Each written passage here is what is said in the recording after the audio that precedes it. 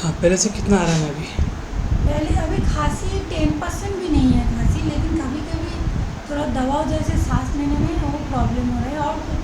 और संडे में थोड़ा मेडिसिन लेने में ना, मैंने 6 बार लेना था ना, 3 दिन वो थोड़ा गड़बड़ हो गया था। और थोड़ा बाद बाकी दिन ठीक तो है। क्या किया आपने फिर? वो लिया था लेकिन भूल गए थे, 6 बार नहीं लिया है हम्म, ऐसे। और कुछ तो कुल मिला के खुश हाँ खुश हूँ। हैं? हाँ खुश हूँ। मतलब खुश हैं आप? हाँ यानी कि डॉक्टर अच्छा मिला है? हाँ